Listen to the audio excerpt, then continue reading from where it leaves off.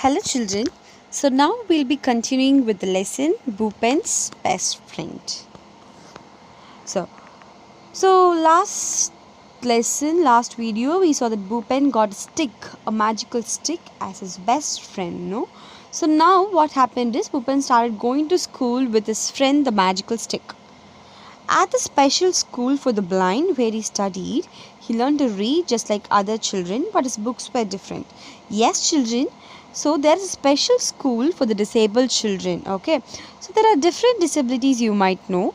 So for the children who are blind, there is a special school which helps them to read and write. But the books they read are very different from the books which we use. Okay, so they were the books especially made for those who cannot see. Okay, so look, can you see children? The pages of the books looks like this. Okay, it has some dots and all in it, no? So it can be felt with the hands. They could just feel it with their fingers to read something. Okay, so instead of writing letters, they had raised dots which he felt and read with the help of his fingers. Thus, this special way of writing is called Braille, and this method of writing instead of letters is called there's some raised dots and all, no? This method is called as Braille. Okay, so here you could see a page which has lot of printed dots in it. So these dots resembles the alphabets and all. Okay, next. At school, Bhupen loved to play catch with his friends. Do you know that the ball they played with was also very special? It has bells in it which made a sound when the balls were thrown. How do you think that helped them? As children, can you see that this ball has some holes in it?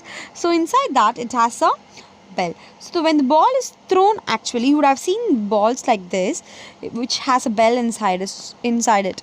So when these type of ball are thrown, no, they make a sound which help the blind children. So they are only blind, so they could hear, no?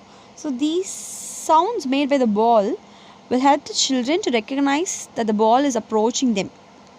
Okay, so with the help of that, they'll try to catch the ball. So Bhupen grew up listening to stories read to him at bedtime by his grandmother. Today, Bhupen is much older and very well read. Okay, so now Bhupen has grown up. Okay, so he's a teacher in a school now and reads books and magazines to his grandmother who's very old and can barely see. So when people get older, they they started losing their eyesight and almost slowly they could barely see. You would have watched your grandfathers and grandmothers wearing specs when they become old, and also they find it very difficult to see things clearly, right?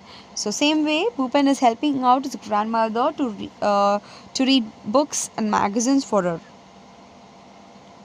So Bhupen had been blind since childhood, but there are many people who lose their eyesight due to accidents or an illness. Also, as people grow older, their hearing and eyesight often starts falling off.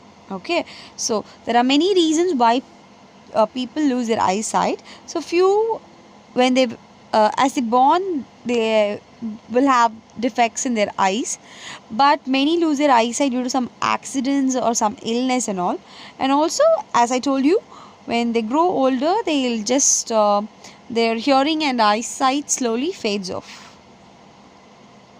Then, so I told you that there is a special method of writing books for the children or people who are blind, no? It's called Braille system. Actually it was invented by a person called Louis Braille. Okay, so there's a small part about Louis Braille. So Louis Braille was born in France in 1809. So when he was 3 years old, he lost his eyesight by an accident. So when he was older, Louis wanted to read. Okay, so everybody has this earning to read and all, no? So same way Louis also wants to read like others, but since it was very difficult for him, he couldn't see anything. He thought of introducing something, so he developed a method of writing the alphabets which made it possible for blind persons to read with their fingertips. So this method is known as Braille. So the Braille script consists of dots made on a thick paper.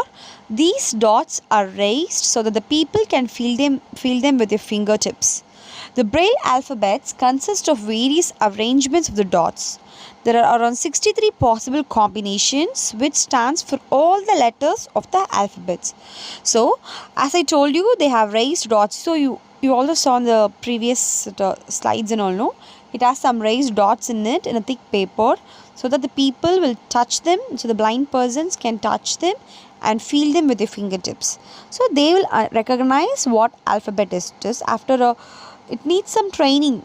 Okay, all of a sudden they really don't know what alphabet is that, but they required some training before that. So they go to the special schools and all, no, for the blind persons.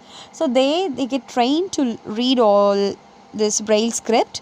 So after a very good training, they started to read out this Braille scripts. Okay, so there are around 63 possible combinations of dots. Okay, so each stands for the alphabets, numbers, commas, full stop, for everything. Okay, for everything they have some combination of dots. Okay, children, so it is today the most widely used script for the blind to read and write since the time Braille was invented. So after Braille was invented, it is the most common method of script used for the blind to read and write.